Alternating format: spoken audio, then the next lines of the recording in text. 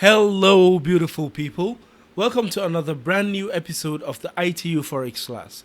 In this week's episode, we're going to be talking about pullback trading and breakout trading, which are both trading methodologies that trend traders in particular, use to identify low risk, high probability trading opportunities. Okay, but both of them they differ in the way you use them to identify your trade setups. Okay, so that's basically what we're going to be talking about right now. So without any further ado, let's dive right into it, shall we?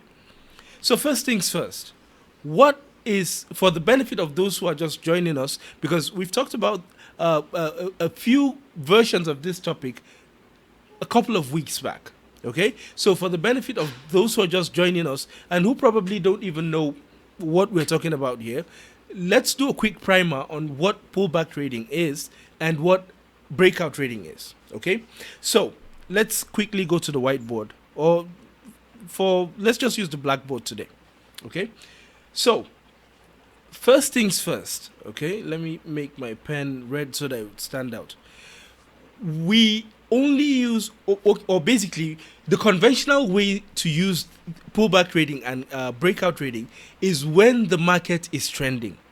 Okay, so when the market is trending, usually what you'd usually find in a trending market condition in the market is price is going to be making higher highs and higher lows, higher highs and higher lows, higher highs and higher lows in the case of an uptrending market.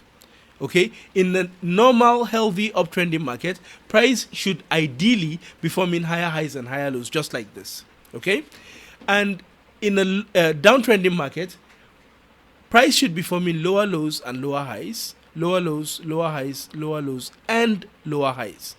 That's in a healthy downtrending market. Okay, now when we talk about trend trading, basically, what trend traders are trying to do, or what they are aiming to do in the market, is to identify what the direction of the trend is, and then a typical trend trader is going to aim to take a trade in the direction of that established trend.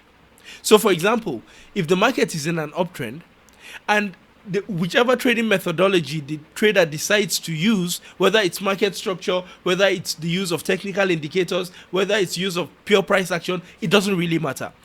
If the trader has identified the direction of the trend and he is aiming to do trend trading, then after identifying the direction of the trend, he's going to define a methodology or a technique or a simple set of rules that are going to tell him exactly when to get into the market with a trade in the direction of that trend. So using this as our first example, in an uptrending market, assuming that this trend trader has identified that the direction of the trend is bullish, a typical trend trader is going to want to get in on the market with a long trading position so that he's going to take advantage of this bullish trend which is manifest in the market. Okay? And if he identifies that the direction of the trend is bearish, which is what we have with the second example here, then that trend trader is going to want to short this trading instrument or currency pair, whatever you want to call it here, this financial instrument, okay? And then he's going to short it with the hopes of catching since the direction of the trend is bearish, he's going to short this particular instrument with the hope of hiking a ride and, joining the trend as it goes further and further down. That's the basic logic or the basic premise behind trend trading. Now, there are two ways to do this, and that's the crux of what we're going to be talking about in today's class. Okay? So, there are two camps of traders, of trend traders, that is. Okay? The first camp is the camp that says that, okay, when the market is trending, okay, we are not going to get in on that trend when price is overextended, because the idea behind the logic that these traders, this set of traders use is that when the market is trending, it doesn't trend forever. So, for example, when price is forming higher highs and higher lows, higher highs and higher lows, just like we have here with the illustration I just did, okay, Usually what you would find is that price is not going to continue going up forever. There's going to be a point in time where price is either going to bump into resistance, and then it's going to find it difficult to break above that resistance, and so it's going to pull back a little bit, take a breather and rest a bit before it will continue moving in the direction of the trend, and hopefully it's going to break above that previous resistance that it failed to break above if the trend is still intact.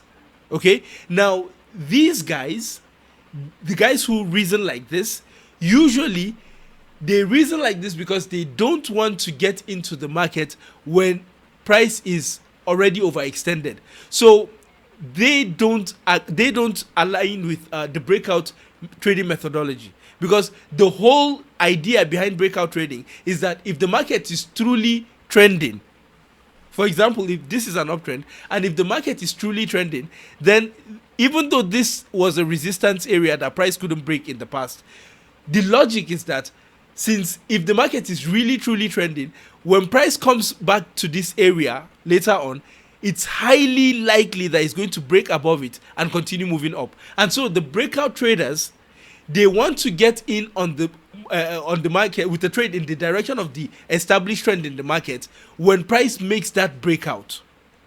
But the pullback traders are the ones where I gave you the example earlier on, where they feel that when price is coming to a previous resistance that it couldn't break above, or it's coming to a previous support that it couldn't break below, the idea is that it's usually not a good idea to buy at this point, because you might buy in the case of a long trading position, and then that might just be a fake out when the bulls fail to push prices higher to break above that resistance. And so you might just buy at the top, at the highs, and then watch price move against you. And even if when you buy here, even a slight retracement is likely going to hit your stop loss and take you out of the market before price continues to move in your favor. That's their logic.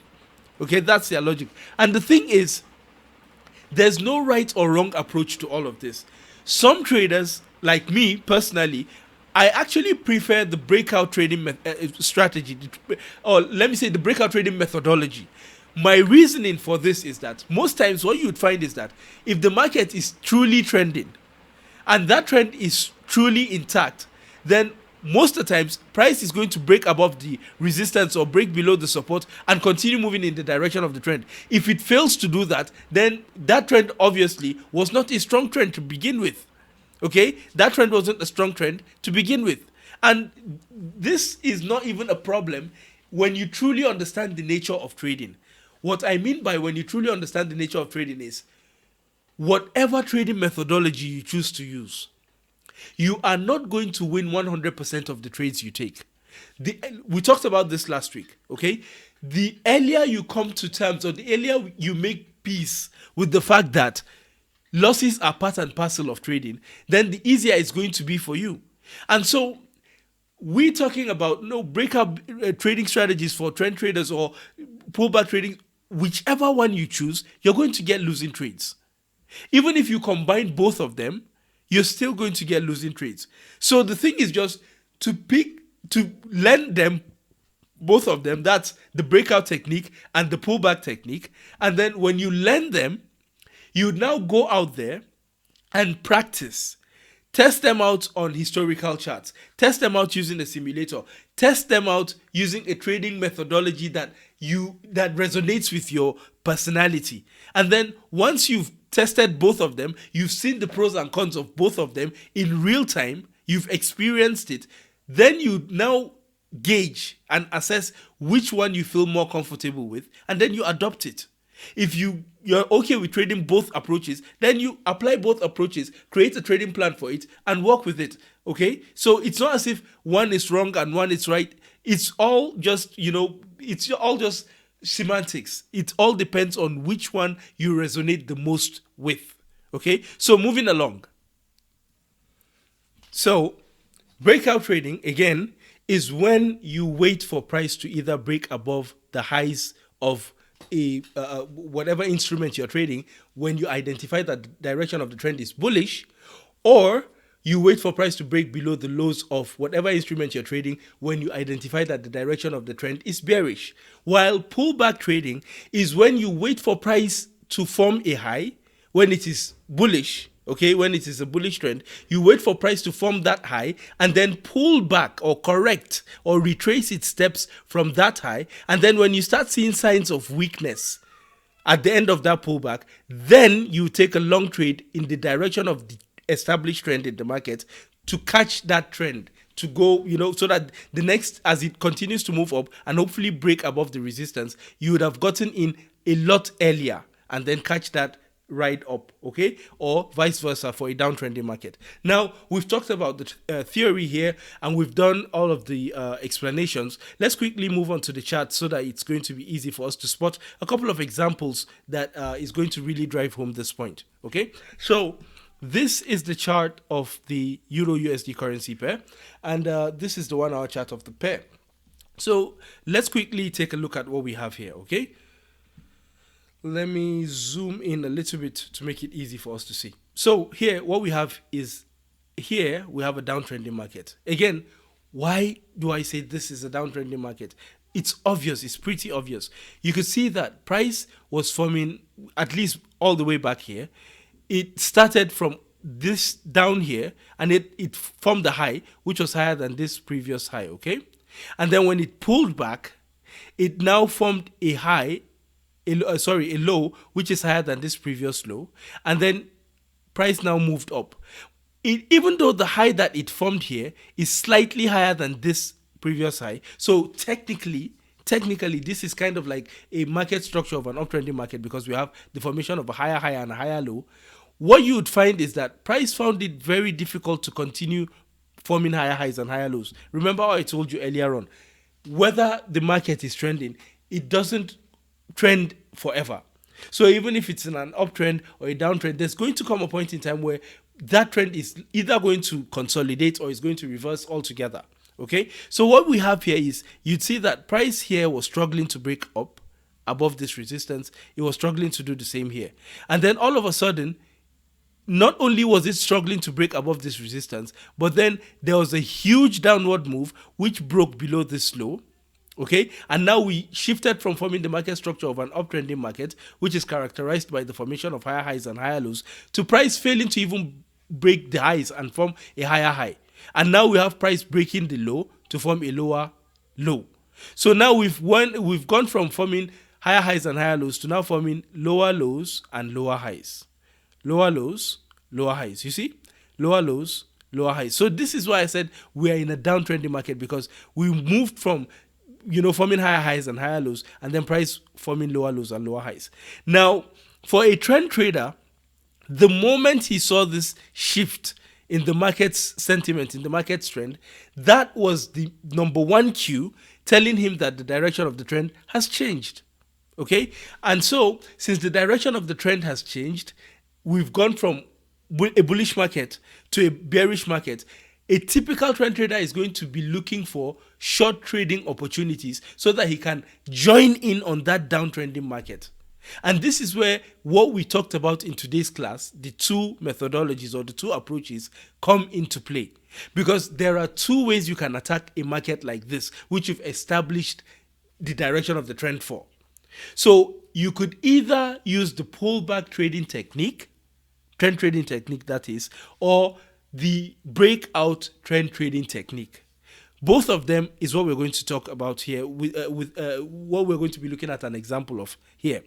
So if you're using the breakout trading technique, here you can see that from all the way up here, price stopped forming higher highs and higher lows, and then it started forming here from all the way up here, we started forming lower lows and lower highs. Now, if you take a close look at the chart, you'd notice that this level was where price couldn't break below when it came from all the way up here to all the way down here. So when it came all the way down here, it found it difficult to break below the level and continue moving down, and then it started pulling back. Now, for the pullback traders, the moment that they saw price was finding it difficult to break below this low, this would have been their first signal that, okay, it looks like price has set a brand new low and now it is going to start pulling back. And so they're going to be looking at price action very closely for signs of rejection candlestick rejections or price rejection, because that is going to tell them that when they see that rejection, that is going to inform them that the correction or the pullback has likely come to an end. And that's exactly what we have here.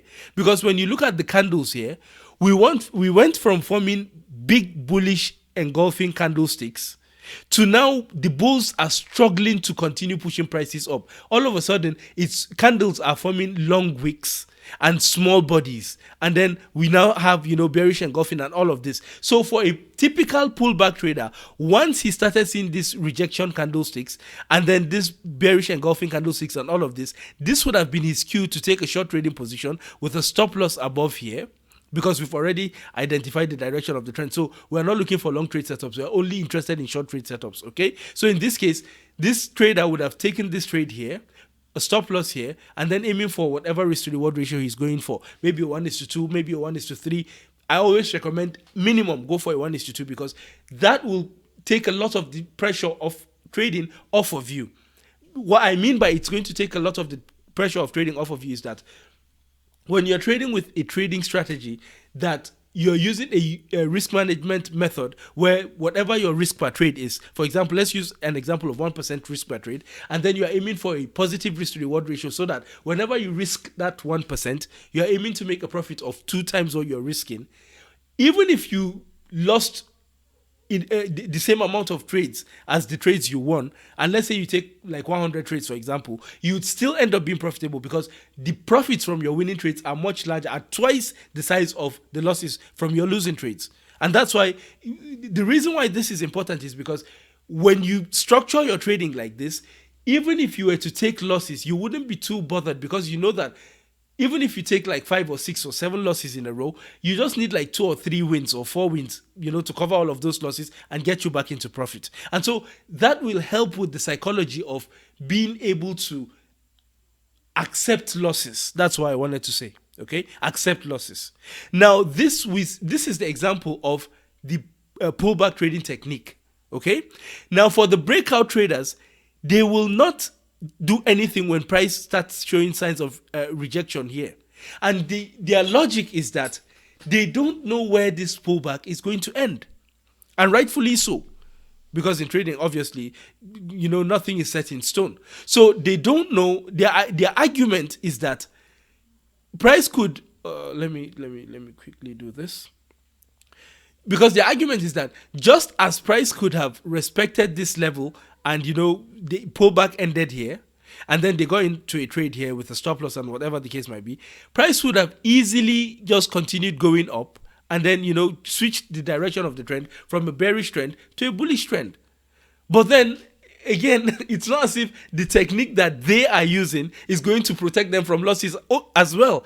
And that's why I tell you that these methods that we are teaching here, it's not as if they are, bulletproof 100% and they don't even need to be. You just need to be right a couple of times with the proper risk management, with the proper risk structure.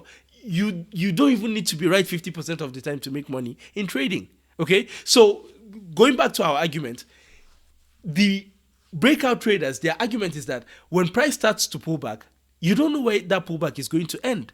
And so they prefer for price to finish all of that pullback and that consolidation or whatever. If the trend is truly still intact, then at some point that pullback is going to end, and at some point this low that price couldn't break below, in the case of this example, this down trading market, price is going to come all the way down here, break below the low, and then continue to move down, because in a typical normal healthy downtrending market, price is supposed to be forming lower lows and lower highs, lower lows, lower highs, lower lows, and lower highs. And so in the market structure, you can see that price would have consistently broken below the lows, and continued moving down. If this is truly a downtrending market, that's the argument. But again, if you look at the argument of the counter side, which is the pullback traders, also the argument is valid, because there are times when price would come all the way down here, as if in the case of this downtrending market, as if it's it's going to continue moving down, then it's going to break below the the support here, and then that would be a fake out. It might just spike up and continue moving up and then hit the stop loss of the breakout traders. So again, all of these sites, they have their pros and they have their cons. My advice to you would be to learn all of these techniques just like I taught you today, and then go out there and test them out, and then take a couple of trades, use simulation, use price action, historical charts, test them out, create a strategy around them, or adopt a strategy that works around them and test it out. Then see which one you resonate with. And once you've identified the one that you resonate with, then adopt it and use it.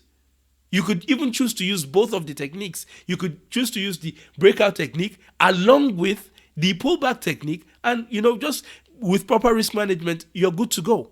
Okay? So this pretty much brings us to the end of this week's edition of the class, and I sincerely hope you learned a ton of things from it, because these techniques that we're talking about here, they're kind of advanced trading techniques that a lot of traders don't know about.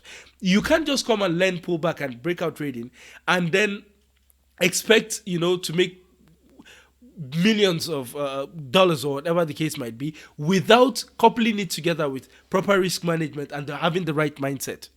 Okay, likewise, you cannot just use proper risk management and not have an edge, a technical edge in the market, because you could have the right proper risk management, but if you don't have an edge in the market, then you're just going to lose money slowly.